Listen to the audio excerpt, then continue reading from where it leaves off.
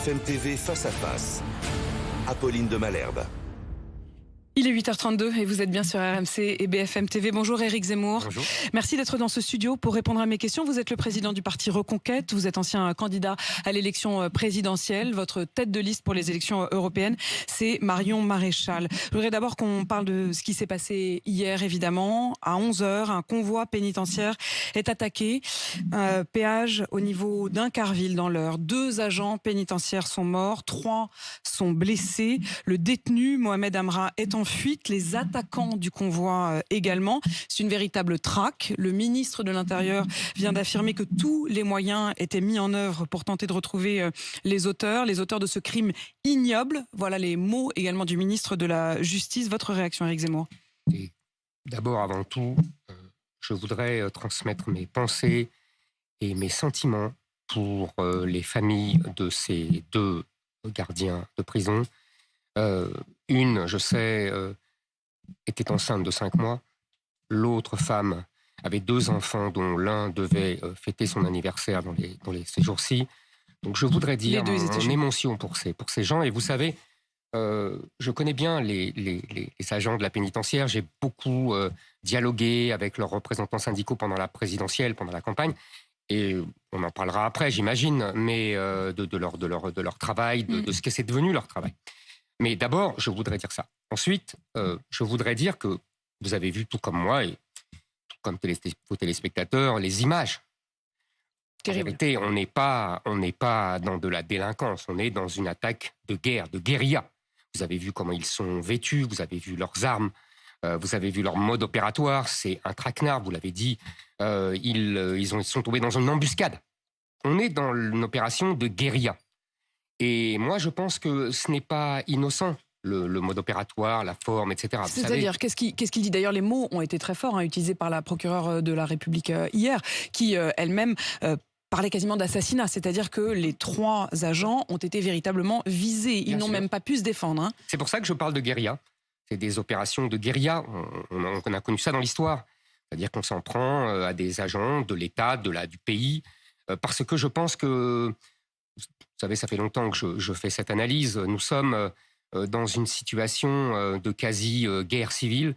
On me reproche toujours ces mots-là. On croit que je veux attiser le feu. Pas du tout, je décris une situation. Vous savez, nous avons aujourd'hui des gens qui viennent pour la plupart du sud de la Méditerranée, ou leurs parents, ou leurs grands-parents, et qui s'en prennent à tous les représentants de l'État et de la France.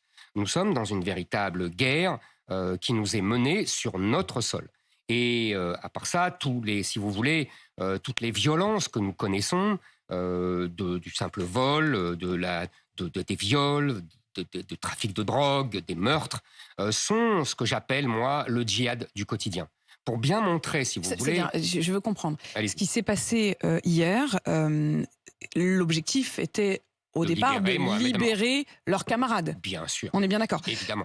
Vous dites, l'objectif premier était d'abattre des agents? Non, pas du tout.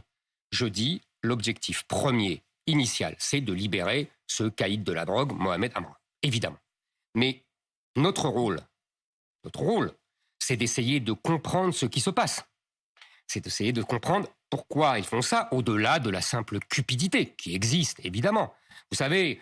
Je ne crois pas que le mal soit le propre d'une culture, d'un peuple, de certaines personnes. Pas du tout. Le mal est de toute l'humanité, de toutes les époques. D'ailleurs, on a toujours réfléchi à cette cause du mal, depuis le péché originel dans l'Église catholique jusqu'à la pauvreté chez Victor Hugo. Aujourd'hui, on dirait les discriminations, les réseaux sociaux, vous voyez, etc. Donc moi, j'ai mon explication. J'ai ma cause. Je pense que tout ce que nous vivons depuis des années, c'est cette guerre civile qui nous est menée par un autre peuple, une autre civilisation, qui n'a pas le même rapport à l'individu, à la violence, qui connaît que la loi du clan et la loi de Dieu. Mais pendant longtemps, le grand banditisme, c'était les Corses. Absolument. Ce qu'on appelait la mafia corse marseillaise. Je vois pas le rapport avec la civilisation. Je veux dire, ils ont aussi donné Napoléon, quoi. Donc je vois pas très bien. Non, pas du tout. C'est pas la même chose. Je vais vous expliquer. Vous avez tout à fait raison de faire ce rapport. D'ailleurs, il y a belle lurette que la mafia, la pègre maghrébine a remplacé la pègre corse. Vous vous souvenez de ce film? Attendez. J'ai compris. Allez-y. Vous vous souvenez de ce film magnifique de Jacques Audiard, Un prophète, qui montrait justement le remplacement de la pègre corse par la pègre maghrébine. Le corse avait des réseaux mafieux et c'était la cupidité qui les actionnait. Je pense aujourd'hui, c'est mon analyse, et ça a des conséquences, que ce n'est pas seulement la cupidité qui les anime, mais que c'est une espèce de djihad contre les koufars. Les koufars, vous savez, ce sont les infidèles. Je pense qu'il y a cette composante qui est majeure dans ce conflit, dans cet affrontement. Qu'est-ce qu'on répond à ça? Quand j'entends les propos de Marion Maréchal, tête de liste Reconquête aux Européennes, qui hier dit « Face à un acte aussi barbare, il faut traquer Mohamed Amra et ses complices comme des kouachis et les arrêter à tout prix, mort ou vif ». Mort ou vif? Mort ou vif? Ça vous choque Oui, ce qui me choque, c'est que mort ou vif, c'est de la part d'une responsable politique, une forme d'acceptation de la peine de mort. Mais vous croyez vraiment que ces gens-là, eux, ont renoncé à la peine de mort? Pas du tout, mais précisément parce qu'ils n'y ont pas renoncé, est-ce que nous devrions y renoncer? Attendez, moi, ce qu'elle a voulu dire, je le pense... Ça veut dire que vous les prenez comme modèle? Vous pensez que comme ils font ça, il faut le faire aussi? Ce que je veux dire, c'est que la peine de mort sera définitivement abolie quand les méchants l'aboliront. Et ce n'est pas demain. Et ce que je veux dire aussi, ce qu'elle a voulu dire, donc c'est que... œil pour œil. Ça veut dire que c'est œil pour œil, dent pour dent. Non, mais c'est très important ce que vous dites, la phrase que vous venez de formuler. Vous savez, œil pour œil, dent pour dent était un grand progrès de l'humanité. Parce qu'on ne tuait pas la famille, etc. Mais on ne va pas rentrer dans cette discussion. Non, si, c'est très important, parce que vous venez de dire la peine de mort ne sera pleinement abolie en France que lorsque... Est-ce que vous croyez que la peine de mort a été abolie pour ces pauvres gardiens de prison? Non. C'est-à-dire, je ne comprends pas, le droit, il n'y a pas une différence pour vous entre le droit... Ce que je veux dire, je vais vous expliquer. Je pense qu'elle a voulu dire, c'est qu'il ne faut pas que les policiers soient inhibés. Il ne faut pas qu'ils soient inhibés par des règles. C'est pour ça que pendant la présidentielle, j'avais proposé pour la police une présomption de légitime défense, pour justement qu'ils ne soient pas engoncés dans des règles qui les affaiblissent face à ces assassins de sang-froid, comme vous l'avez dit vous-même. Donc, vous savez, dans d'autres pays, la police israélienne, la police américaine n'a pas nos tabous. C'est tout ce qu'elle a voulu dire. Maintenant, si on peut les avoir vivants et qu'il peut y avoir un procès, c'est très bien. Moi, je suis pour la justice, je suis pour un procès, je suis pour le respect des règles judiciaires. Pour vous, c'est un tabou? Oui, c'est un tabou. Le fait de ne pas tuer et d'essayer d'arrêter. Je vais vous expliquer. J'ai discuté avec beaucoup de policiers. Et ils me disent tous que désormais, ils hésitent avant de sortir leurs armes, parce qu'ils se disent, ça va être terrible, on va être embrouillé, on va être mis en examen, on va être condamné, on va être insulté partout, etc. J'entends comme vous ces témoignages. La peur, bien sûr, j'entends comme vous ces témoignages. La question que je vous pose, c'est face à une situation que vous-même vous décrivez comme étant, vous considérez que c'est une forme de guerre civile. Vous estimez donc que le rôle de l'État, des représentants de l'État, n'est pas précisément... et des élus, de ceux qui leur donneraient peut-être demain des ordres, si vous étiez au pouvoir, vous ou Marion Maréchal, ça n'est pas de leur dire « capturez-les », c'est de leur dire « mort ou vif ». C'est le Far West. Le Far West, vous savez... mort ou vif, cette expression, c'est l'expression des affichettes du Far West. Bien sûr. On est bien d'accord. Bien sûr. Cette référence, tout le monde l'a en tête. Évidemment.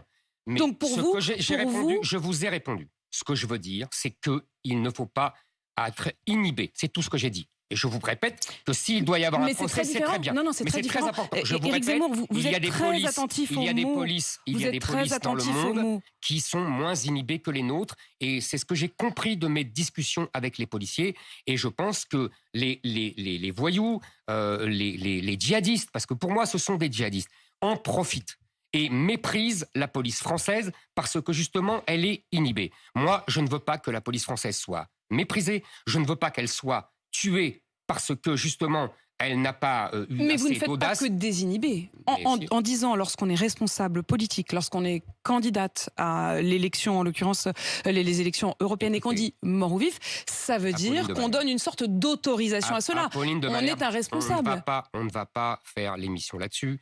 Pour l'instant, ce n'est pas la police. On fera l'émission là-dessus s'il le faut. C'est très important. C'est une question fondamentale de l'usage de la force. J'ai répondu. Et des directions et des directives que vous donneriez à ceux qui travaillent pour l'État. Ce n'est pas ça l'essentiel. Pour moi, l'essentiel, c'est ce que je vous ai dit.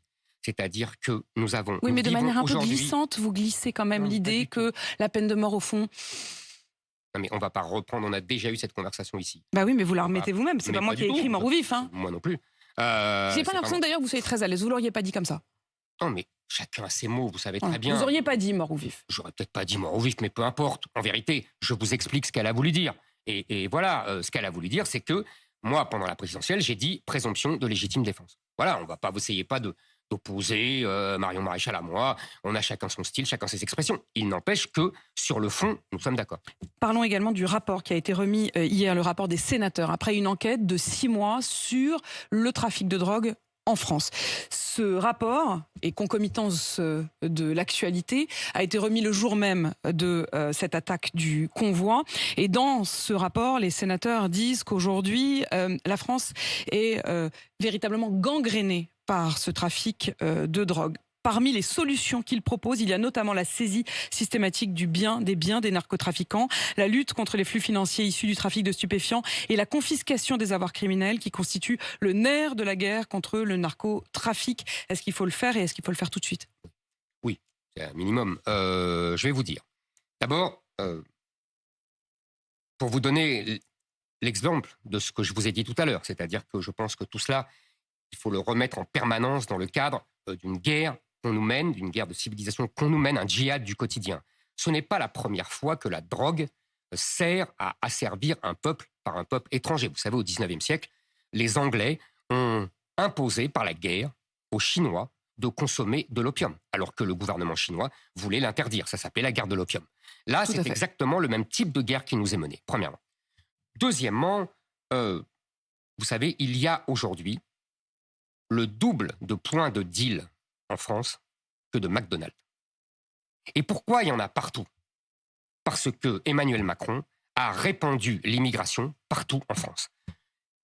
Pourquoi Marseille est le cœur de tout cela? Parce que Marseille, à part quelques îlots miraculeusement préservés, n'est plus vraiment une ville française. N'est plus une ville française. Non, vous diriez que Marseille n'est plus une ville française? Marseille, aujourd'hui... Quand la flamme arrive à Marseille la semaine dernière... Oui, quand, c'est encore sur le sol français. Mais vous voyez bien que la population à Marseille, aujourd'hui, ne vit plus selon les canons français, à part quelques îlots, je le répète, miraculeusement préservés. La citoyenneté, pour vous, n'a pas de... La citoyenneté, madame, c'est quand elle n'est pas abstraite. La citoyenneté, elle s'enracine sur un terreau civilisationnel qui est fait de mœurs, de coutumes, d'histoire partagée et de volonté de la prolonger. Vous n'étiez pas fier de voir Jules accueillir la flamme? Vous n'étiez pas... Non, fier, je ne dirais pas ça.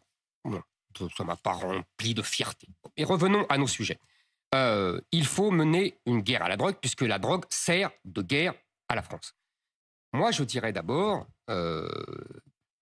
qu'il faut, si vous voulez, les mesures des sénateurs sont très bonnes. Moi, je voudrais d'abord dire que je suis très scandalisé par le comportement, les rodomontades du ministre de la Justice, qui, je le rappelle, parlait de sentiment d'insécurité quand on lui parlait d'insécurité. Lorsqu'il est arrivé au pouvoir. Qui, je le rappelle, a tensé les magistrats il y a quelques mois, qui parlaient de Marseille, c'est pour ça que j'en parlais, comme une narco-ville. Et ce monsieur, maintenant, fait des grandes tirades pour dire qu'il ne laissera rien passer. C'est indécent. Par ailleurs, vous savez, il faut absolument prendre de nombreuses mesures. La mesure, par exemple, pour Mohamed Emra et pour ses complices et pour tous ceux qui font comme lui, c'est d'abord la remigration, c'est-à-dire la déchéance de nationalité française et l'expulsion vers le pays. Je n'ai pas les détails de Mohamed Emra, mais me semble-t-il, il n'a pas du tout d'autre nationalité que la nationalité française. Chère Apolline, écoutez-moi. Non, mais je vais vous répondre. Vous me posez une question, vous avez raison. Tous les Algériens, tous les Tunisiens, tous les Marocains, et je crois même les Maliens, ne perdent jamais leur nationalité. De père en fils, de mère en fille et de grand-père à petit-fils. Donc c'est la loi en Algérie. C'est une question. C'est pas une question de double nationalité. Donc automatiquement. Automatiquement. C'est leur loi là-bas. Donc j'estime que quand ils deviennent des délinquants, des assassins, ils n'ont plus rien à faire chez nous. Donc vous allez aller chercher dans l'arbre généalogique les parents, les grands-parents pour voir. C'est pas difficile, vous savez, c'est pas difficile. Je voudrais qu'on parle de la... Et on peut continuer sur la guerre à la drogue, parce que ce n'est pas seulement... J'ai bien compris, mais il y a aussi ce qui se passe en Nouvelle-Calédonie. Oui, alors je finis très vite, très vite. Parce que, évidemment, que nous avons un problème de justice. Il y a, si vous voulez, je vais en 2 mots. On a un décalage entre les peines encourues, les peines données et les peines exécutées. Les peines données ne sont jamais à hauteur des peines encourues, parce que nous avons l'idéologie du syndicat de la magistrature qui cherche toujours des excuses. Et les peines exécutées sont très inférieures aux peines données, parce que nous avons le juge d'application des peines qui réduit tout le temps. Donc je suis pour qu'il y ait une uniformisation. Application stricte, ça veut dire qu'il n'y a pas d'individualisation de la peine. Il y a très peu d'individualisation. Plus d'individualisation de la peine. Et les peines planchers, les peines plafonds deviendront des peines planchers. Je vous donne un seul chiffre et on passera à la Nouvelle-Calédonie. Il y a aujourd'hui 8% seulement, selon l'Institut des politiques publiques, 8% seulement des auteurs de délits qui ont la peine maximum. Et par exemple, il y a 90% des... Avec vous, ce serait l'inverse. Exactement. J'ai bien compris. Éric Zemmour, Nouvelle-Calédonie. Je voudrais quand même qu'on y revienne parce qu'il y a eu cette 2e nuit d'émeute qui a été plus violente encore que la précédente. 1 mort et des centaines de blessés cette nuit à Nouméa. Les précisions ont été données par le ministre de l'Intérieur ce matin chez nos confrères d'RTL. Évidemment, il faut que le calme revienne absolument. Il y a des centaines de blessés en Nouvelle-Calédonie, des dizaines de maisons, d'entreprises qui sont brûlées, incendiées. On envoie le GIGN depuis 3 jours désormais pour faire des sauvetages. Aujourd'hui, il y a un mort dans des circonstances qu'il nous appartiendra de préciser. Il y a aussi plusieurs blessés. Et il y a aussi une centaine de policiers et de gendarmes blessés, dont on a évacué des familles avec des enfants, des bébés, alors qu'on attaquait à la hache leur caserne de gendarmerie ou on retirait dessus à balles réelles. Je précise également que depuis, on a appris qu'il y aurait eu un 2e mort. Éric Zemmour, la présidente de la province sud de Nouvelle-Calédonie, Sonia Backès, demandait ce matin sur RMC à la mise en place de l'armée, de l'état d'urgence. Elle parlait d'une situation de guerre civile. Que faut-il faire en Nouvelle-Calédonie ? D'abord, je voudrais saluer Madame Backès. Je sais que son vieux père a été agressé, que sa maison a été brûlée et qu'on a dû l'évacuer. Donc je voudrais lui dire vraiment ma compassion et mon amitié.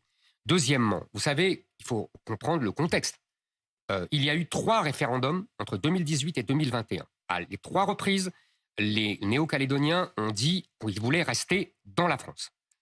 Alors même qu'on avait bloqué, qu'on avait gelé, comme on disait à l'époque, en 1998, le corps électoral à ceux qui étaient là avant 1998. Donc ça voulait dire, vous parliez de citoyenneté tout à l'heure, ça voulait dire que tous les gens qui étaient nés ou qui arrivaient en Nouvelle-Calédonie depuis n'étaient pas dans le corps électoral pour complaire aux Kanaks qui craignaient, si j'ose dire, un grand remplacement. Vous inversez ironiquement vos propres concepts. Absolument. Je veux dire par là, mais sur le fond, ce que je dis est vrai. C'est-à-dire que les Kanaks avaient peur d'un déséquilibre démographique et donc ils ont bloqué, contrairement à toutes nos règles démocratiques et à tous nos principes, ils ont obtenu de Chirac et de Jospin à l'époque que l'on bloque et que l'on gèle le corps électoral. Aujourd'hui, la réforme constitutionnelle va justement remettre un peu les règles avec nos principes. Et encore pas complètement, puisque c'est seulement ceux qui sont là depuis 10 ans. Est-ce qu'il faut envoyer l'armée ? Écoutez, moi, est-ce qu'il faut malgré tout faire passer ce que l'Assemblée nationale a donc adopté cette nuit, c'est-à-dire ce projet en effet de réforme constitutionnelle et de révision du corps électoral ? Bien sûr, il faut adopter ce texte, qui est le minimum, pour remettre, je répète, les règles avec nos principes. Il faut donc convoquer une assemblée constituante à Versailles ? Ben oui, bien sûr, il faut réformer la Constitution. C'était un scandale, il faut le dire. Je vois Jean-Luc Mélenchon qui approuve les émeutiers, mais que dirait-il si, en France, par peur des déséquilibres démographiques, on interdisait aux gens qui sont arrivés depuis 10 ans en France de voter ? Il hurlerait au scandale. Eh ben, c'est exactement ce qu'il soutient. Donc il faut, 1, faire adopter ce texte, et 2, réprimer sévèrement. Je vous rappelle que les Kanaks ne sont pas innocents dans cette histoire. Ils ne sont pas tout seuls. On parle beaucoup de pression, d'aide, d'armement chinois qui viendrait de financement. Parce que la Nouvelle-Calédonie est une pièce... Est-ce qu'il faut instaurer l'état d'urgence ? Est-ce qu'il faut envoyer l'armée ? S'il est nécessaire, oui. S'il est nécessaire, oui. Merci Éric Zemmour d'être venu répondre à mes questions ce matin. Vous êtes donc le président du parti Reconquête. Marion Maréchal est aujourd'hui la tête de liste de votre liste pour les européennes. Et pour laquelle il faut voter le 9 juin. 8h52 sur AMC BFM TV.